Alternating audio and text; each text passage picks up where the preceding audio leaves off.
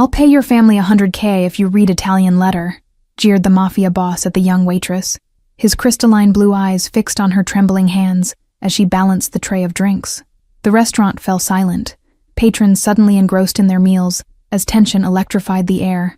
Bailey Porter clutched her notepad tighter, her mind racing with calculations. Her mother's medical bills, her daughter's daycare fees, the eviction notice taped to their apartment door. The stranger's cruel smile widened as he watched the internal struggle play across her exhausted face. "I don't speak Italian," Bailey whispered, forcing herself to meet his gaze, surprised to find something unexpected lurking behind the coldness, a desperation that mirrored her own.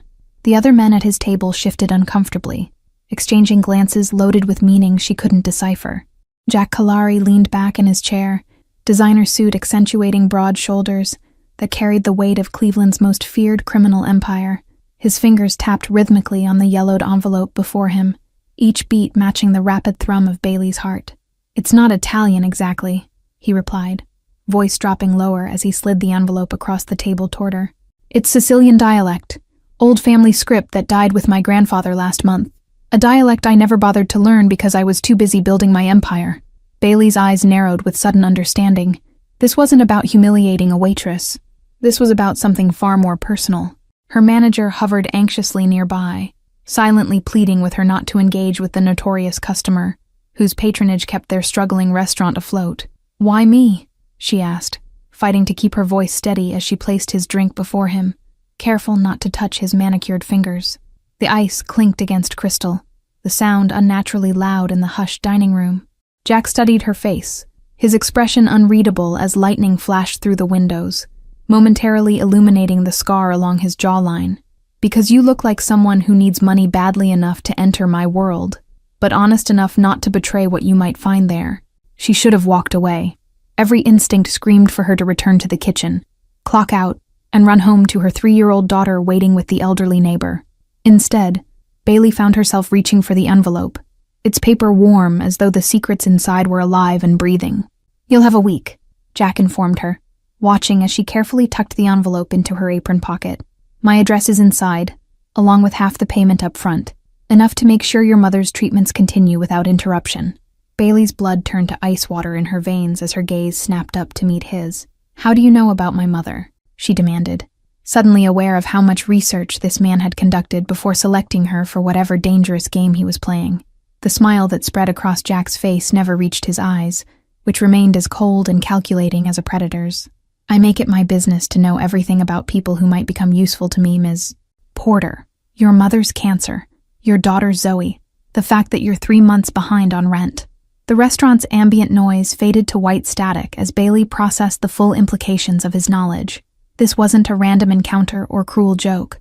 She had been specifically chosen, researched, and targeted by one of Cleveland's most dangerous men. "What's in this letter that you can't take to a professional translator?" she asked, instinct telling her the answer would determine whether she walked away or dove headfirst into whatever darkness swirled around Jack Kalari. The weight of the envelope seemed to grow heavier with each passing second. Jack's expression shifted, revealing a momentary glimpse of something almost human. Vulnerability, perhaps, or regret. My grandfather's last words, containing a truth that could either destroy my family legacy or transform it completely. Not something I can trust to just anyone. The rain hammered against Bailey's apartment windows as she carefully unfolded the brittle pages after her daughter had finally fallen asleep. The foreign script crawled across the page like ancient spiders, beautiful, yet impenetrable, carrying secrets from another time. Half of the promised money, $50,000 in cash, had been tucked between the yellowed pages, more money than she had ever seen at once. Bailey spread the bills across her kitchen table, each one representing a piece of her mother's treatment, her daughter's future, a temporary escape from drowning. Morning light filtered through threadbare curtains as Bailey researched Sicilian dialects online, discovering that what Jack had dismissed as merely an old family tongue was actually an endangered language. The dialect was specific to a small mountain region outside Palermo, nearly extinct with fewer than 100 fluent speakers remaining worldwide. Bailey reluctantly called her mother's doctor, arranging to resume treatments that had been paused due to unpaid bills, careful not to reveal the source of her sudden financial recovery. The receptionist's voice changed immediately. warmth replacing clinical detachment when the prospect of payment materialized. With trembling fingers, she dialed the number Jack had included with the letter, half hoping it would lead nowhere, that this entire situation would dissolve back into her normal, struggling existence. A deep voice answered immediately, as though the man had been waiting by the phone, expecting her call. The sleek black car that arrived to collect her seemed to absorb the morning light rather than reflect it, windows tinted so deeply that Bailey couldn't see the driver until the rear door swung open. She hesitated on the curb, the weight of her decision pressing down on her shoulders like physical hands. Jack's estate sprawled across several acres on the outskirts of Cleveland, old money architecture contrasting sharply with the modern security system that tracked Bailey's movement from the moment the gates swung open. Guards positioned discreetly along the driveway watched her approach with expressionless faces. The interior of the mansion told two conflicting stories. The main rooms showcased opulent wealth with antique furniture and priceless art, while security monitors and armed men revealed the true nature of the business conducted within these walls. Bailey clutched her bag tighter, the letter safely tucked inside. "You came," Jack observed from the doorway of his study, his casual posture belied by the intensity of his gaze as he assessed her.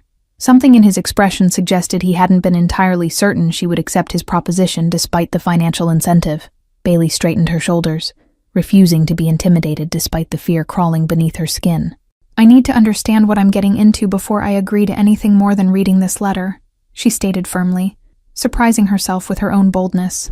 A ghost of a smile touched Jack's lips as he gestured for her to enter his private study, a room lined with books that, unlike many wealthy collectors, showed signs of having been read. "Caution is wise when dealing with men like me, Ms. Porter. Perhaps wiser than accepting my offer in the first place." The elderly man waiting inside the study rose slowly from his chair, his weathered face lighting with interest as Bailey entered. "This is Professor Marino, an expert in Sicilian history and language," Jack explained, closing the door with a soft click that somehow felt like a lock engaging. Professor Marino's kind eyes crinkled behind thick glasses as he extended gnarled fingers toward the letter Bailey cautiously removed from her bag.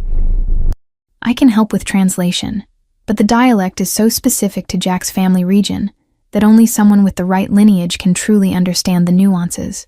Bailey watched as the professor examined the first page, his expression growing increasingly troubled as he read.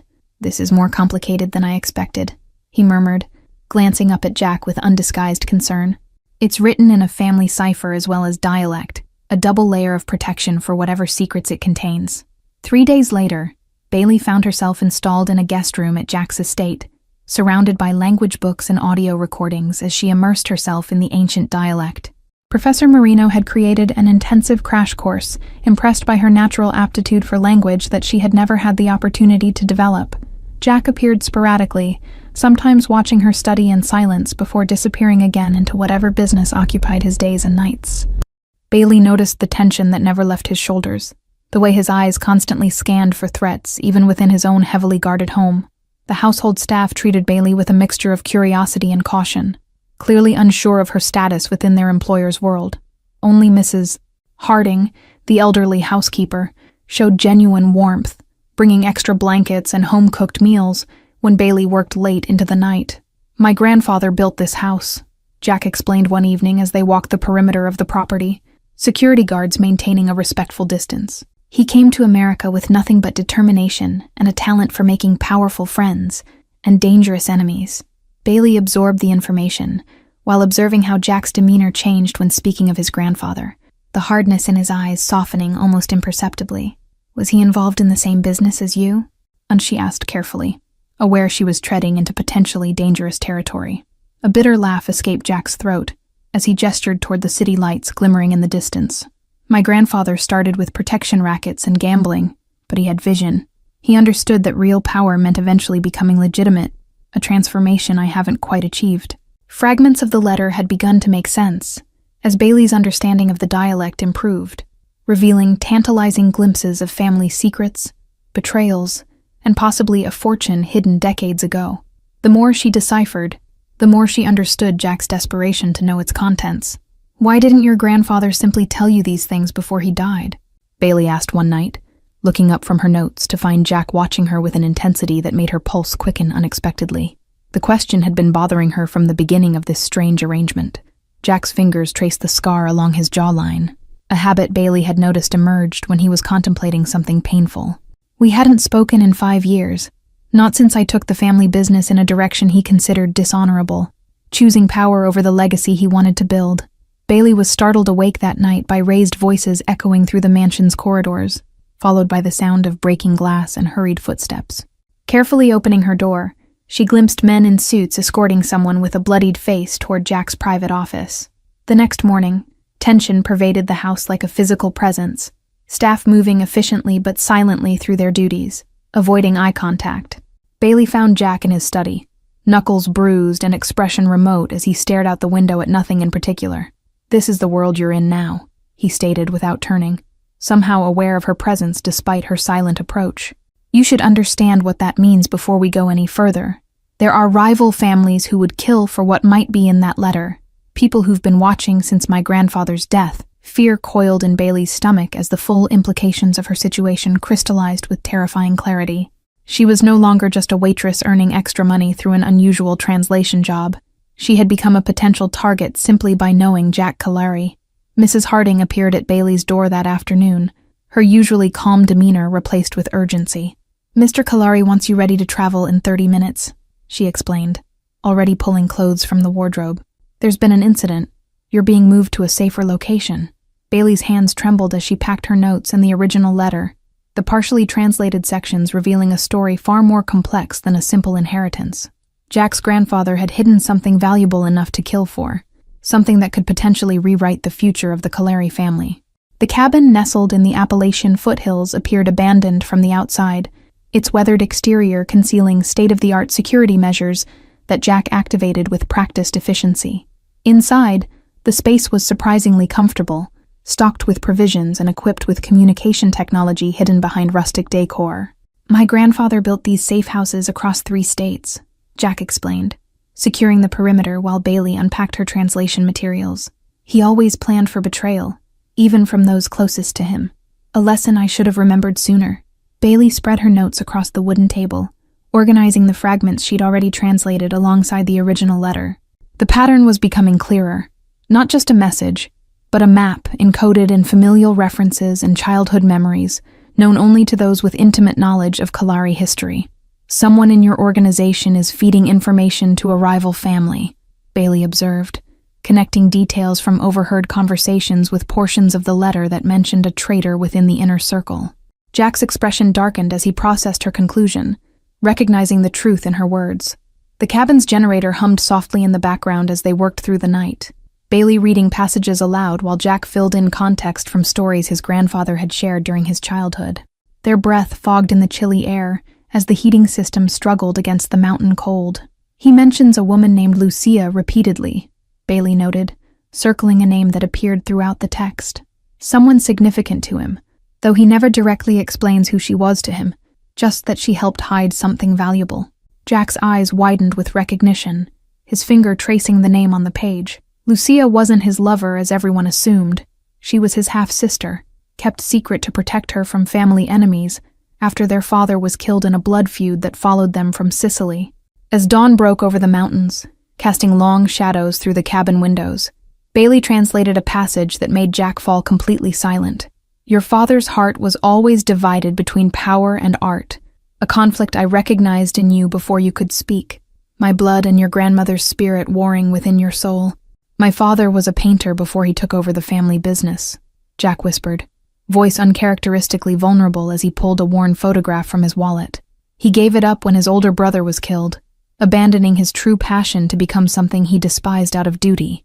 The letter described a fortune hidden not in money or property as Jack had assumed, but in a collection of Renaissance art, stolen during World War II, and secretly repatriated by Jack's grandfather decades later. The collection remained hidden in a location known only to the old man and Lucia, who had maintained its secret until her death the previous year. "He didn't want these paintings sold or kept from the world any longer," Bailey translated, piecing together the old man's final wishes. "He arranged for their return to their rightful owners or museums, with one condition, that you personally oversee the process as a path toward legitimacy."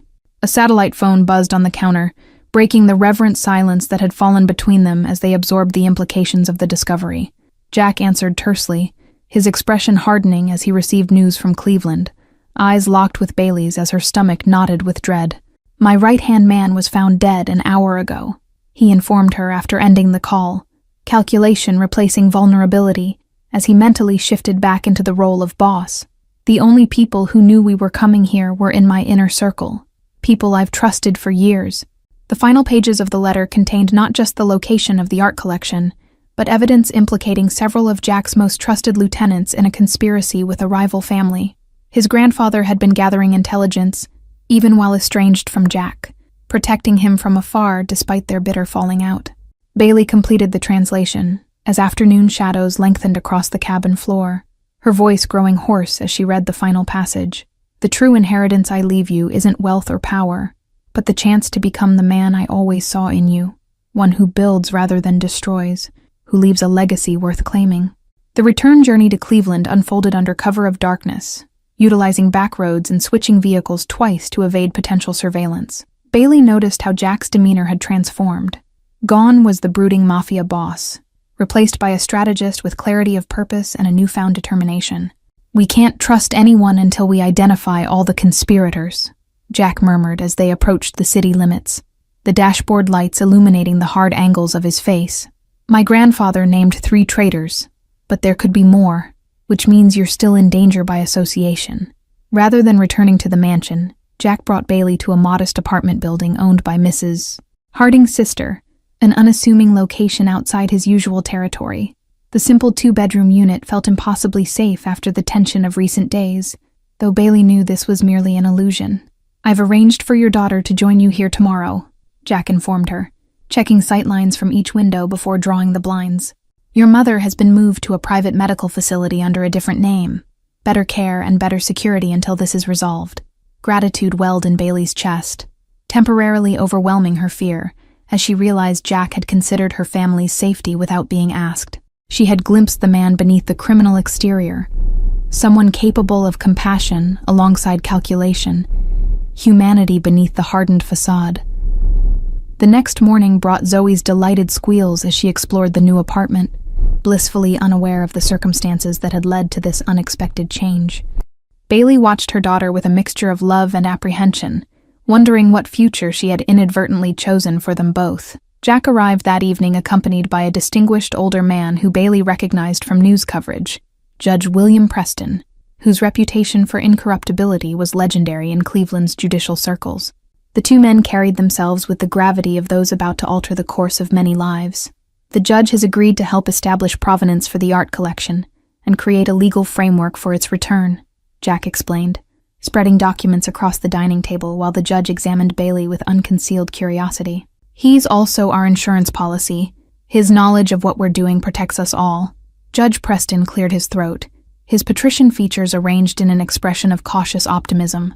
"What Mr. Kalari is attempting is unprecedented, the legitimate return of priceless artifacts while simultaneously dismantling criminal enterprises that have operated for generations in this city." The quiet domestic scene was shattered by the staccato crack of gunfire from the street below, bullets splintering the window frame as Bailey instinctively grabbed Zoe and pulled her to the floor. Jack moved with surprising speed, weapon drawn as he positioned himself between them and the broken window. Judge Preston's security detail burst through the door, creating a human barrier as they evacuated the apartment through a service entrance Jack had already identified as an escape route. Bailey clutched Zoe to her chest, the child's terrified sobs muffled against her shoulder as they fled into the night. "It's Paul," Jack growled after ending a brief phone call, his knuckles white around the steering wheel as they sped toward the outskirts of town. "My cousin, my father's brother's son. He's the 4th conspirator my grandfather didn't identify, probably because of family loyalty." The safe house this time was a converted industrial space above a printing company, the entire block owned through a shell corporation not connected to the Kalari family. Judge Preston departed with his security team after ensuring their safety, carrying copies of the translated letter and documentation of the hidden art collection. Bailey settled an exhausted Zoe into an improvised bed, singing softly until the child's breathing deepened into sleep, unaware of Jack watching from the doorway. The tenderness in his expression vanished instantly when their eyes met, replaced by the mask he wore so comfortably. "Tomorrow we retrieve the art collection," he stated simply, his tone leaving no room for discussion. as he checked his weapon with practiced efficiency. "After that, I deal with the traitors permanently, and you take your family and disappear with enough money to start over somewhere safe."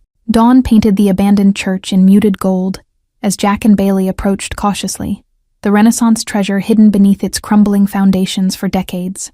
The letter had described a secret entrance through the old confessional, a passage known only to Jack's grandfather and the priest who had helped conceal the artwork. "My grandfather came here every Sunday until the church closed," Jack murmured, his fingers tracing the worn wood of the pew where the old man had faithfully sat for years. Everyone thought he was atoning for his sins, but he was actually guarding this place. The hidden chamber beneath the altar revealed a climate-controlled vault that had preserved dozens of masterpieces, Botticelli's, Caravaggios, and Raphael's, arranged with reverent care alongside meticulous documentation of their provenance and rightful ownership. Jack stood motionless before the collection, overwhelmed by his grandfather's foresight and vision. "He wanted to be sure you'd understand why this matters," Bailey said softly, reading from the final page of the letter she had brought with them. "These paintings aren't just valuable. They're pieces of cultural heritage that belong to humanity, not locked away in private collections." The sharp click of a gun's safety being disengaged echoed through the chamber, followed by slow, deliberate footsteps on the stone stairs behind them. Paul Kalari emerged from the shadows, flanked by two men with weapons trained on Jack and Bailey, his handsome face twisted with contempt. "Always the favorite, even after betraying everything our family built," Paul spat, circling them slowly as his men secured the perimeter. "Uncle Gio left you an empire, and you've been systematically dismantling it for years. And now this final insult, giving away treasures that should belong to us." Jack shifted imperceptibly, positioning himself between Bailey and his cousin's weapon, his expression betraying nothing as he assessed their options.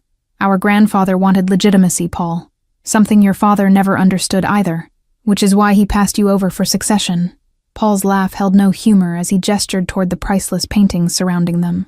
"The Donato family has offered me 10 million for your head and whatever treasure you found. More than enough to rebuild what you've weakened with your ridiculous notions of going legitimate. You won't leave this place alive if you harm either of us," Jack replied, his voice deadly calm as he nodded toward the ceiling where a small red light blinked steadily. "Judge Preston is monitoring this location through cameras I installed yesterday. Everything you've said has been recorded." Bailey watched the color drain from Paul's face as police sirens wailed in the distance, growing steadily louder as they approached the abandoned church. Jack had orchestrated this confrontation deliberately, using himself and the art collection as bait to draw out the final traitor. The ensuing chaos unfolded with nightmarish speed, Paul lunging forward with a roar of rage, the thunder of gunshots reverberating through the chamber, and Jack collapsing to his knees as blood bloomed across his chest. Bailey screamed as police tactical teams swarmed the underground vault, subduing Paul and his men with practiced efficiency. Judge Preston appeared at Bailey's side as paramedics worked frantically to stabilize Jack, his judicial demeanor momentarily abandoned as genuine concern creased his features. He knew this was the only way to end it completely, to cut out the cancer within his organization while documenting the art's return. Days blurred together as Bailey maintained vigil beside Jack's hospital bed, her daughter coloring quietly in a chair by the window under the watchful eye of plainclothes officers. The news had exploded with coverage of the recovered artwork and the dramatic dismantling of two major crime families. Jack regained consciousness gradually, his usual intensity dimmed by pain and medication, as his eyes focused on Bailey with unexpected vulnerability. "You stayed," he observed, voice barely above a whisper as he reached for her hand, with fingers weakened by blood loss and trauma. "You nearly died protecting me," Bailey replied simply, allowing her fingers to intertwine with his despite the complications such a gesture implied. "And I wanted to be here when you finally fulfilled your grandfather's last wish. The press is calling you a hero for returning the art." The sunlight streaming through the hospital window illuminated the future taking shape between them, uncertain and dangerous still, but filled with possibilities neither had imagined when a cruel challenge had been issued in a Cleveland restaurant. The path to redemption had begun with a letter neither could read alone, but together had changed everything. Recovery transformed Jack Kalari in ways neither he nor Bailey had anticipated. The brush with mortality stripping away layers of hardened cynicism to reveal glimpses of the man his grandfather had always seen. The hospital room became an unlikely command center as he directed the legitimate aspects of his business empire from his bed, restructuring operations with Judge Preston's guidance. The Sicilian letter wasn't just about the art collection, Bailey realized one evening as she reviewed their translation notes, seeing connections that had previously eluded her. Your grandfather created a comprehensive blueprint for transitioning the entire Calari organization into legitimate businesses. Jack nodded, wincing slightly as he adjusted his position against the pillows, still healing from the bullet that had narrowly missed his heart. The old man mapped everything: property holdings that could be converted to community developments, shipping routes that could transport legal goods, political connections that could be leveraged for neighborhood improvements. Federal agents had established a perimeter around the hospital floor, not to monitor Jack, but to protect him from the remaining elements of the Donato family who had placed a substantial bounty on his head. The irony wasn't lost on Bailey. The man she'd once feared was now under government protection as a cooperating witness. My grandfather left evidence against every corrupt official and police officer on our payroll, Jack explained as he signed immunity agreements that would shield him from prosecution in exchange for his testimony. He was playing a much longer game than anyone realized, gathering leverage while planning his legacy's transformation.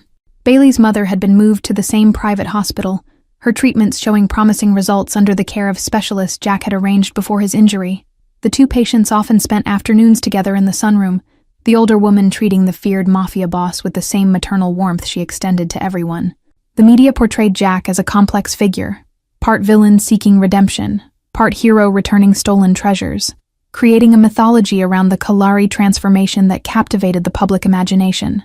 Headlines alternated between scrutinizing his criminal past and celebrating his unlikely conversion. Bailey found herself in an impossible position, caught between her growing feelings for Jack and the reality of who he had been, perhaps still was beneath the veneer of legitimacy.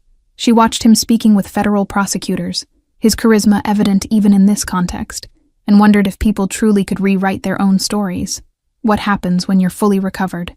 She asked one night after Zoe had fallen asleep in the chair beside Jack's bed, the child having formed an unexpected attachment to the man who spoke to her without condescension and produced coins magically from behind her ears. Jack's fingers traced idle patterns on the bedsheet as he considered her question, his expression more open than she had ever seen it. There's a villa in Tuscany that belonged to my grandmother, remote enough to be safe, close enough to museums where some of the artwork will be displayed. You're leaving Cleveland, Bailey stated flatly, surprising herself with the disappointment that colored her voice despite knowing this outcome was inevitable. A man with Jack's history and enemies couldn't simply retire to suburban life in Ohio, regardless of his cooperation with authorities. The hard-won vulnerability in Jack's eyes made Bailey's heart stutter as he reached for her hand. I'm offering you a choice, he said quietly, voice stripped of its usual commanding tone. Come with me. You, Zoe, your mother. Start fresh somewhere beautiful where no one knows our history. Conflict played across Bailey's features as she absorbed his words, weighing the safety and comfort he offered against the reality of building a life with a former crime boss, however reformed. I can't uproot my family on impulse. We hardly know each other beyond extraordinary circumstances. Jack's smile held a trace of sadness as he released her hand, respecting her hesitation without attempting to overcome it. Then we'll use the time we have left here to discover who we are without danger forcing us together. No pressure, just possibility. 3 months passed in relative calm as Jack continued his recovery, dividing his time between physical therapy and meetings with government officials who were dismantling his criminal networks using information he provided. The mansion had been sold, its proceeds establishing a foundation for at-risk youth in Cleveland's poorest neighborhoods. Bailey had returned to work, though not as a waitress. Judge Preston's wife had offered her a position managing their charitable foundation, recognizing her organizational skills and integrity. The judge himself had become an unlikely mentor to Jack, guiding him through the complex legal process of separating legitimate businesses from criminal enterprises. The calm shattered one Tuesday afternoon when Bailey returned from lunch to find Mrs. Harding waiting in her office, the housekeeper's normally composed features tight with worry. They found 3 of Donato's men scoping out Zoe's daycare center this morning, she reported, her voice barely above a whisper. Bailey's world narrowed to a pinpoint of terror as she grabbed her phone, fingers trembling as she dialed Jack's number while gathering her purse and keys. His response was immediate and decisive. A security team was already at the daycare, another en route to collect her mother from physical therapy. "I can have you on a private plane within 2 hours," Jack stated without preamble when he arrived at her office, the scar along his jawline standing out starkly against his pale skin. "The Donatos are making their move before my testimony next week. They'll target anyone connected to me." Preparations unfolded with military precision, as Jack activated contingency plans he'd developed during his recovery, anticipating this inevitable retaliation from rivals who viewed his cooperation with authorities as the ultimate betrayal. Bank accounts were transferred, documents prepared, arrangements finalized in a whirlwind of activity. Bailey watched as Jack coordinated their escape with the same intensity he had once directed criminal operations, recognizing that this skill for strategy and foresight was neutral in itself, neither good nor evil, but defined by how it was applied. Today, it was being used to save her family. "The Donatos have a source inside the U.S. Marshall's office," Jack informed her, as they rendezvoused at a private airstrip outside the city, Zoe clutching her favorite stuffed animal, while Bailey's mother was carefully settled into a comfortable seat on the waiting plane. "We can't rely on witness protection. We need to disappear completely." Judge Preston arrived minutes before their scheduled departure, his judicial demeanor momentarily abandoned, as he embraced Jack with genuine affection. "The art repatriation ceremony is tomorrow in New York. I'll be delivering your statement personally to explain your absence." The tarmac erupted in chaos as black SUVs crashed through the perimeter fence, men with automatic weapons pouring out while airport security scrambled to respond. Jack shoved Bailey toward the plane's stairs, positioning himself between her family and the approaching threat with practiced calculation. Federal agents emerged from concealed positions, engaging the Donato gunmen in a firefight that transformed the private airstrip into a war zone of muzzle flashes and shouted commands.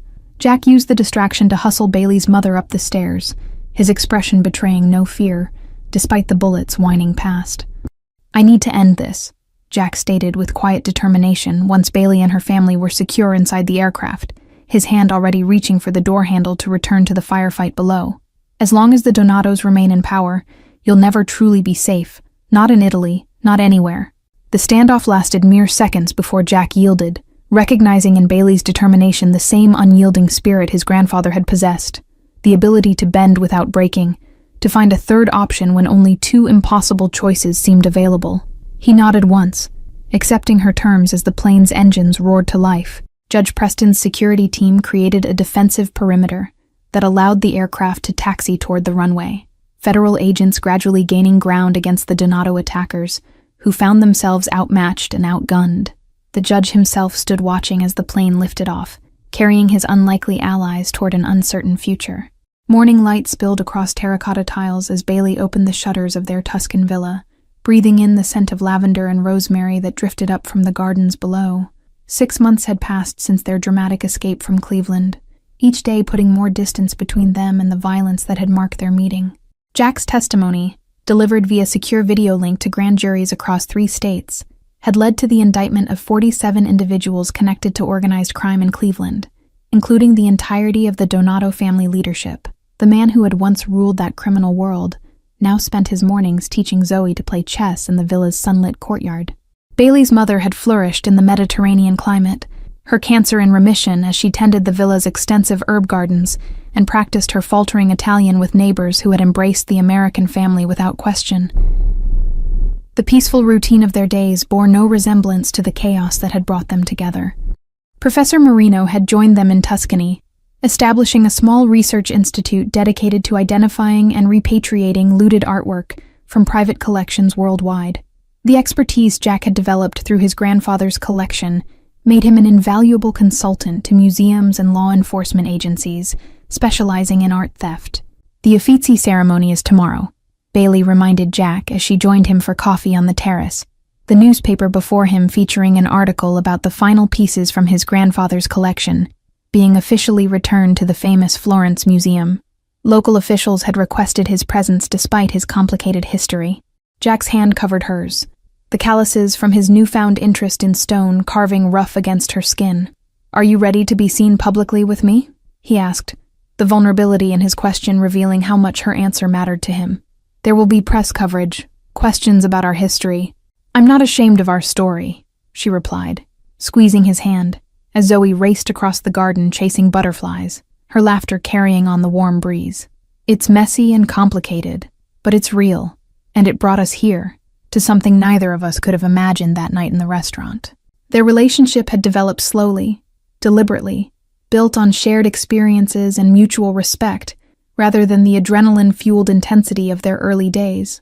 Jack had given Bailey space to decide what she wanted without pressure, while demonstrating through consistent actions that his transformation was genuine. The villa's phone rang, interrupting their moment of connection. Judge Preston calling with news that the final Donato associate had been apprehended attempting to flee to South America. The threat that had hung over them since leaving Cleveland was finally, definitively neutralized after months of looking over their shoulders. "We're free to choose what comes next," Jack observed after ending the call, his expression lightened by the removal of this last shadow from their past. The question of their future together hung unspoken between them, neither rushing to define what had grown organically between them. Bailey watched as her daughter climbed onto Jack's lap, demanding that he identify the butterfly species she had been chasing through the garden. The tenderness in his expression as he patiently explained the differences between European and American varieties revealed more about his transformation than any grand gesture could have done. Later that evening, as Mediterranean stars appeared above the ancient olive trees surrounding the villa, Jack led Bailey to his workshop, where a stone sculpture stood partially completed. "It's us," he explained, gesturing to the 3 intertwined figures emerging from rough marble. "Not who we were, but who we're becoming together." Bailey traced the contours of the sculpture, recognizing the symbolic representation of their unlikely family, 3 separate individuals whose lives had become inexplicably, permanently intertwined. "Your grandfather would be proud of this legacy," she whispered, understanding now why the old man had gone to such lengths to create this possibility. Jack pulled a small velvet box from his pocket, his expression uncharacteristically uncertain as he held it out to her. "I'm not asking for an answer now," he clarified quickly, opening it to reveal a vintage ring with a history he proceeded to explain. "It belonged to my grandmother, the one person who always saw past my grandfather's reputation to the man beneath." The symbolism wasn't lost on Bailey as she carefully removed the ring, its delicate craftsmanship catching the last light of sunset streaming through the workshop windows. Like the letter that had brought them together, this was another piece of Callery history being offered as a bridge between past and future. Thank you all for following this story to the end. If you enjoyed it, please write in the comments where in the world you're watching from, and don't forget to like, subscribe, and share this video, as your support is crucial for me to continue creating content here.